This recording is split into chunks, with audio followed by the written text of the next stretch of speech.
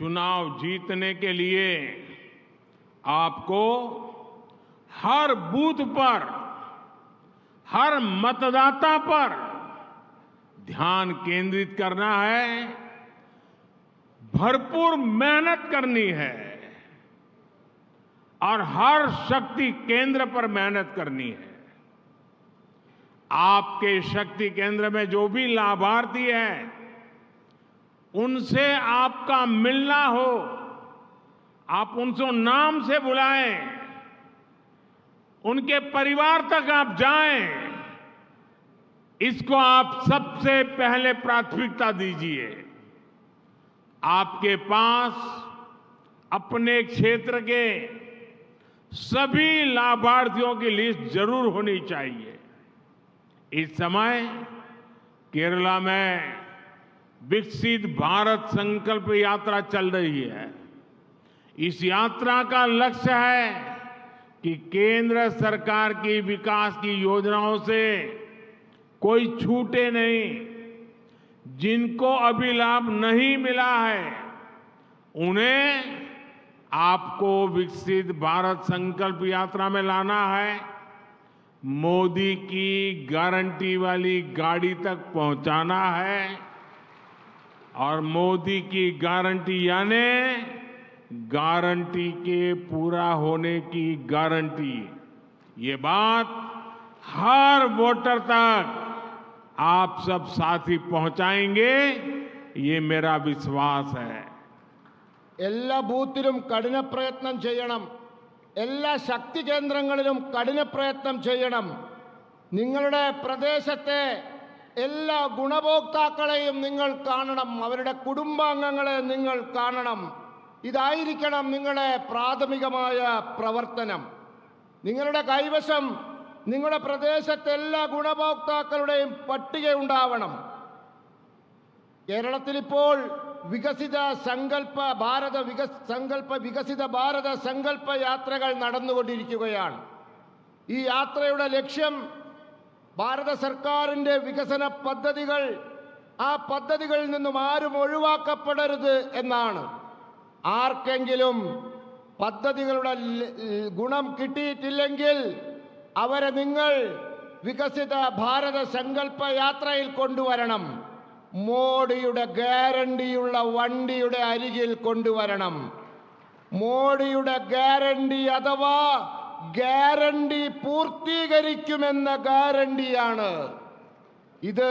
നിങ്ങൾ എല്ലാ സമ്മതിദായകരെയും പറഞ്ഞു മനസ്സിലാക്കണം.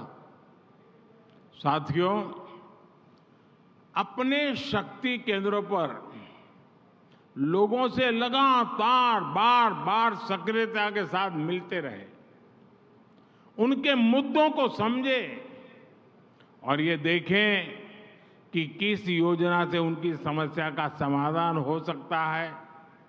आप अपने अपने शक्ति केंद्र में डिजिटल इंडिया के हर लाभार्थी से मिले, जिन्हें कॉमन सर्विस सेंटर मिला है उनसे जरा बातचीत कीजिए। डिजिटल कंटेंट क्रिएशन से बड़ी संख्या में हमारे युवा जुड़े हैं और कमाई भी कर रहे हैं। उन्हें बताइए कि सरकार की योजनाओं से उन्हें कैसे लाभ मिला है। रेहड़ी फुटपाथ पर काम करने वाले साथियों के लिए पहली बार पीएम स्वनिधि योजना बनाई है। ऐसे साथियों से भी रोज बात करनी चाहिए. നിങ്ങളുടെ ശക്തി കേന്ദ്രങ്ങളിലെ ജനങ്ങളുമായി സജീവമായി ഇടപെടുക. നിരന്തരമായി അവരുമായി സമ്പർക്കം ചെയ്യുക. അവരുടെ പ്രശ്നങ്ങൾ മനസ്സിലാക്കുക. അതോടൊപ്പം ഏത് പദ്ധതി കൊണ്ടാണ് അവരുടെ പ്രശ്നങ്ങൾ പരിഹരിക്കാൻ പറ്റുക എന്ന് നോക്കുക. നിങ്ങൾ നിങ്ങളുടെ ശക്തി കേന്ദ്രങ്ങളിലെ ഡിജിറ്റൽ ഇന്ത്യയുടെ ഗുണഭോക്താക്കൾ, കോമൺ സർവീസ് സെന്ററുകൾ നടത്തുന്നവർ, അവരുമായി ചർച്ച ചെയ്യൂ, സംസാരിക്കൂ. ഡിജിറ്റൽ സംവിധാനങ്ങളിൽ ക്രിയാത്മകമായി പ്രവർത്തനം നടത്തുന്ന നമ്മുടെ യുവാക്കളുണ്ട്. അവർക്ക് വരുമാനം ലഭിക്കുന്നുണ്ട്. അവരോട് പറയൂ, സർക്കാർ പദ്ധതികൾ, ആ പദ്ധതികൾ കൊണ്ടാണ് അവർക്കൊക്കെ ഈ ലാഭമുണ്ടായിട്ടുള്ളത് എന്ന്. അതോടൊപ്പം തെരുവിൽ, ഫുട്പാത്തിൽ കച്ചവടം ചെയ്യുന്ന ആളുകളുണ്ട്, സുഹൃത്തുക്കളുണ്ട് നമ്മുടെ. അവർക്ക് ആദ്യമായി PM സ്വാനിധി പദ്ധതി വന്നിരിക്കുന്നു. അങ്ങനെ ഉള്ള ആളുകളുണ്ട്. അവരോടും നിങ്ങൾ നിരന്തരമായി ബന്ധം പുലർത്തണം. आप सभी को बूथ स्तर पर एक निश्चित संख्या में लोगों की जिम्मेदारी लेनी चाहिए। कोई कार्यकर्ता 10 परिवार की जिम्मेवारी ले, कोई कार्यकर्ता 15 परिवार की जिम्मेवारी ले। अभी से उसको निश्चित काम दे देना चाहिए। इस तरह हर कार्यकर्ताओं को ये पता होगा कि उसके पास क्या काम है। आप अपने बूथ पर लोगों को वोटर लिस्ट से जोड़ने पर भी काम करें। कोई भी नागरिक मतदान के अधिकार से छूटना नहीं चाहिए। फर्स्ट टाइम वोटर्स को जोड़कर उसका बड़ा अभियान चलाना चाहिए। जो पहली बार वोट डालने वाला है उन्हें वोट करने के लाभ बताएं। वो देश का भविष्य तय करने वाला है। आप सभी ये जरूर निश्चित करें कि हर पात्र व्यक्ति उसका वोटर लिस्ट में नाम अवश्य होना चाहिए। ऐसे लोगों को हमने मदद भी करनी चाहिए। देश सेवा के कार्यों के लिए केंद्र सरकार ने देश का सबसे बड़ा युवा संगठन माय भारत भी बनाया है। आपने माय भारत पर जाकर के ऑनलाइन रजिस्ट्री करवानी चाहिए। अभी तक की जो मेरी जानकारी है, बहुत कम समय में 1 करोड़ से ज्यादा युवा मेरा युवा भारत, माय भारत संगठन से जुड़ चुके हैं। आप भी अपने क्षेत्र के ज्यादा से ज्यादा युवाओं को इस संगठन से जोड़ें। നിങ്ങൾക്ക് ബൂത്ത് തലങ്ങളിൽ നിങ്ങൾ നിശ്ചിത എണ്ണത്തിലുള്ള ജനങ്ങളുടെ ഉത്തരവാദിത്തം ഏറ്റെടുക്കണം. ചിലർ 10 കുടുംബങ്ങളുടെ എണ്ണം ഏറ്റെടുക്കാം, ചിലർക്ക് 15 കുടുംബങ്ങളുടെ എണ്ണം ഏറ്റെടുക്കണം. അങ്ങനെ എല്ലാ പ്രവർത്തകർക്കും അവരവരുടെ ജോലി എന്താണെന്ന് കൃത്യമായി അറിയാൻ സാധിക്കണം. അങ്ങനെ പ്രവർത്തിക്കണം. നിങ്ങൾക്ക് നിങ്ങളുടെ ബൂത്തുകളിലെ ജനങ്ങളെ വോട്ടർ പട്ടികയുമായി ബന്ധപ്പെടുത്താൻ സാധിക്കണം. വോട്ടർ പട്ടികയിൽ എല്ലാ വിഭാഗത്തിൽപ്പെട്ട ആളുകളും ചേരുന്നു, എല്ലാവർക്കും വോട്ടവകാശമുണ്ട് എന്ന് ഉറപ്പുവരുത്താൻ സാധിക്കണം. നിങ്ങൾ ആദ്യമായി വോട്ട് ചെയ്യാൻ പോകുന്ന കന്നി വോട്ടർമാരുമായി ബന്ധപ്പെടണം. വോട്ട് ചെയ്യുന്നതിൻ്റെ ഗുണത്തെപ്പറ്റി അവരെ പറഞ്ഞ് ബോധ്യപ്പെടുത്തണം. അതിന് അവരെ നിങ്ങൾ സഹായിക്കണം. നിർബന്ധമായിട്ടും ആരും വോട്ടർ പട്ടികയിൽ നിന്ന് ഒഴിവായി പോയിട്ടില്ല എന്ന് ഉറപ്പുവരുത്തണം. രാജ്യസേവനത്തിനായി കേന്ദ്ര സർക്കാർ യുവാക്കൾക്കായിട്ടുള്ള ഏറ്റവും വലിയൊരു സ്ഥാപനം തുടങ്ങിയിട്ടുണ്ട്, മൈ ഭാരത്. ആ മൈ ഭാരതുമായി നിങ്ങൾ ബന്ധപ്പെടണം.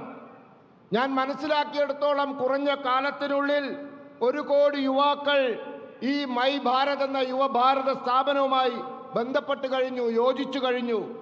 നിങ്ങളും നിങ്ങളുടെ പ്രദേശത്തെ മുഴുവൻ യുവാക്കളെയും ഈ സ്ഥാപനവുമായി ബന്ധപ്പെടുത്താൻ പരിശ്രമിക്കണം. साथियों, आप सभी शक्ति केंद्र के प्रतिनिधियों द्वारा नमो ऐप का निरंतर इस्तेमाल भी बहुत आवश्यक है। नमो ऐप पर आपको ऐसी अनेकों जानकारियां मिलती रहेगी जो आपको वोटर्स को जागरूक करने में मदद करेगी। अपने कार्यकर्ताओं की छोटी छोटी मीटिंग लेने के लिए भी वो मुद्दे आपको बहुत काम आएंगे। आप सोशल मीडिया और अन्य डिजिटल प्लेटफॉर्म्स का इस्तेमाल पार्टी के बारे में पॉजिटिविटी फैलाने में करें। केंद्र सरकार की योजनाओं के बारे में लोगों को बताने के लिए करें। आप इन सोशल प्लेटफॉर्म से अपने क्षेत्र के लोगों तक सीधे पहुंच पाएंगे।